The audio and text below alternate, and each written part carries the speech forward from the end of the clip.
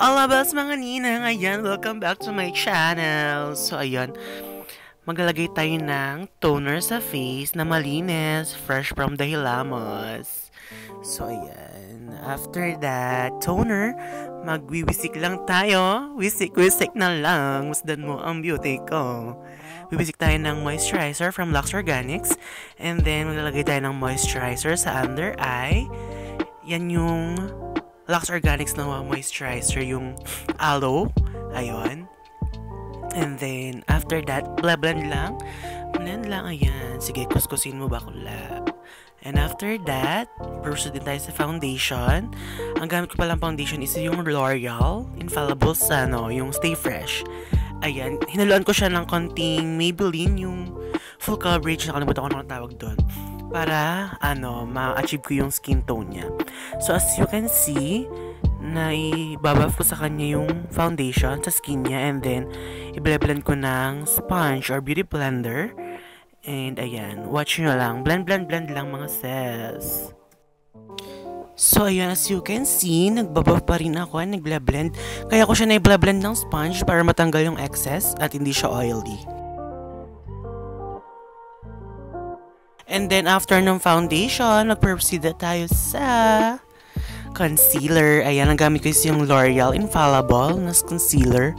Yung bago ngayon, yung mataba. Basta yun, yung concealer ng L'Oreal. Ayan, nalalagay lang ako sa under eye, sa chin, sa forehead, and then sa bridge ng nose. Para magkaroon siya ng illusion. Ayan, highlighting na din to mga ninang. Also, this will serve as our eyeshadow primer. Ayan, blend lang natin siya ng sponge. And then, after natin maglagay ng concealer, mag-proceed na tayo sa blush on. Ayan, cream blush on yung gamit ko. And, ayan yung from lipstick palette siya ng Anastasia Beverly Hills.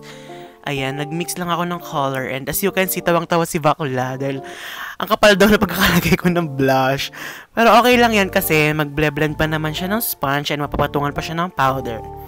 Ayan, as you can see, ang gamit ko is parang rosy coral. Keme-keme na blush na shade. Ayan, i-blend ko siya ng sponge.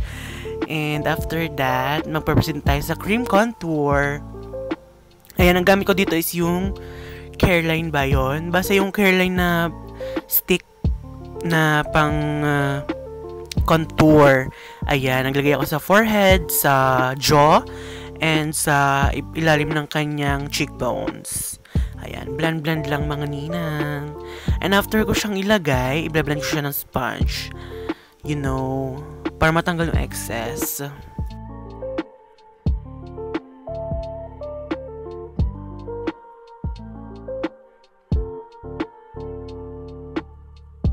So, ayan, i-blend ko ulit yung concealer na nilagay ko sa under eye para matanggal yung crease. And then, after that, saset ko siya ng pressed powder from Vice Cosmetics. Ayan.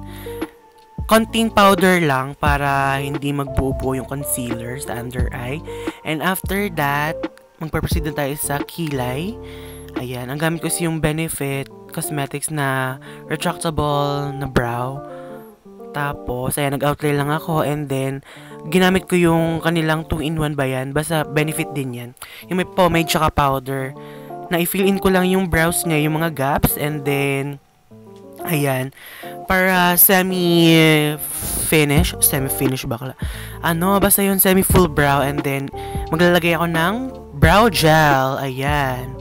Ang gamit ko dito is Secret. Ayan, hulaan nyo na lang. Comment down below kung ano sa tingin nyo ang gamit ko ditong brow soap or brow gel. Ayan.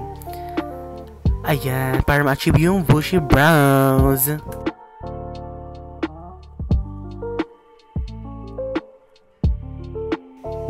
After natin set yung brows, ayan, lilinisin lang natin siya ng concealer na ginamit natin kanina sa under eye para ma-highlight na din yung kanyang brow bone.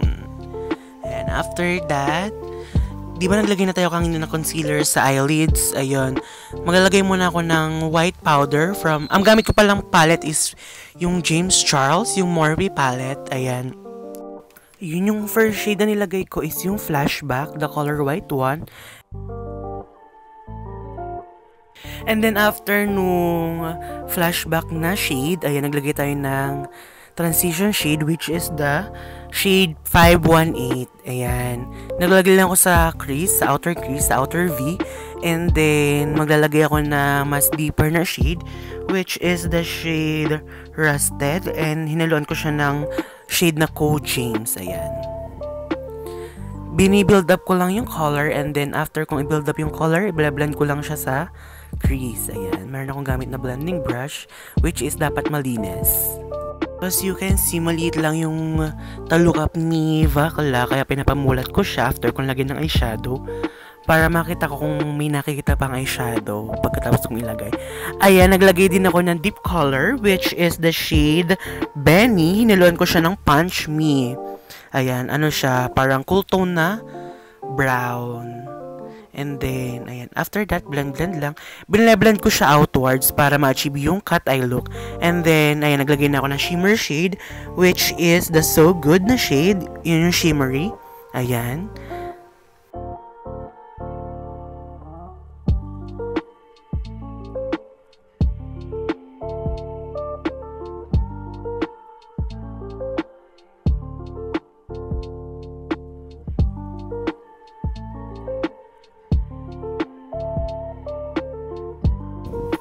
After natin maglagay ng shimmer shade, babalik tayo dun sa dark tone na nilagay nating eyeshadow which is the Benny and Punch Me para i-blend lang ulit yung outer V. Ayan. Para mag-blend yung shimmer tsaka yung matte. And after that, lilinisin lang natin yung mga fall off sa under eye para malinis tingnan. And then after that, maglagay na tayo sa under eye ng eyeshadow which is the shade Punch Me. Ayan. Binablend ko lang siya.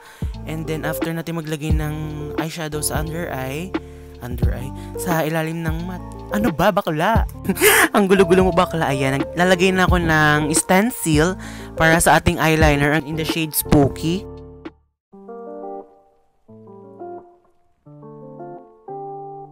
Ayan. Nagmark lang ako ng pang wing eye. Ayan. And after natin maglagay ng stencil, maglalagay tayo ng liquid eyeliner from Maybelline. Ayan, 24 tattoo ata yan. And then, ayan. Itatrace nyo lang yung nilagay nating stencil. Ayan. If di ka pa sanay maglagay ng eyeliner, ayan. Perfecto para sa mga beginners.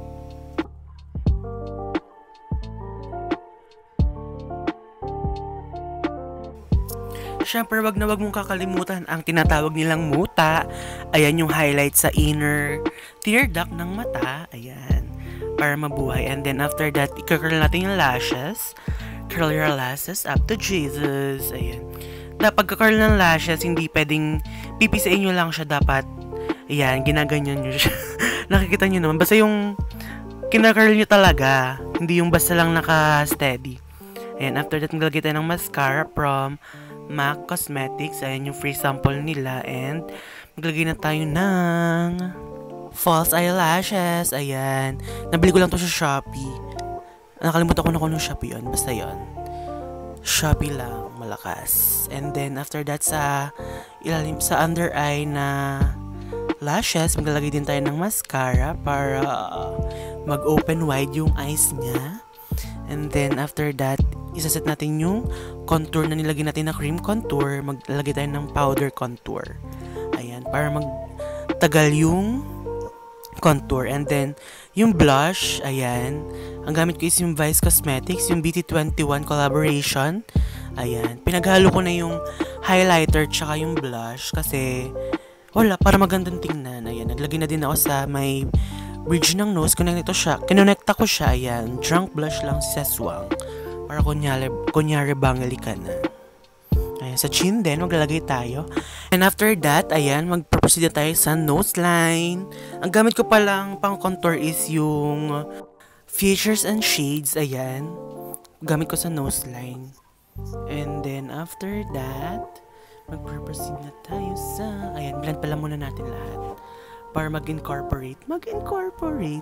Ayan, mag-proceed na tayo sa lips. By the way, nag-moisturize na ako ng lips kanina before mag-start. Ang gamit ko is yung Lucas Papaw. Ayan. Ang gamit ko ulit na lipstick is yung ginamit ko sa blush niya from Anastasia Beverly Hills. And di ko alam kung anong shade to kasi nagmix lang ako. Ayan. Ang gamit ko is parang ano din, pinkish na coral. Ayan.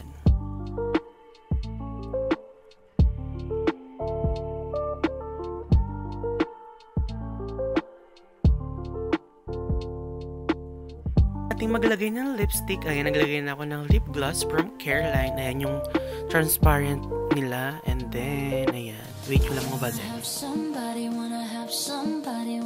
Somebody that's cool.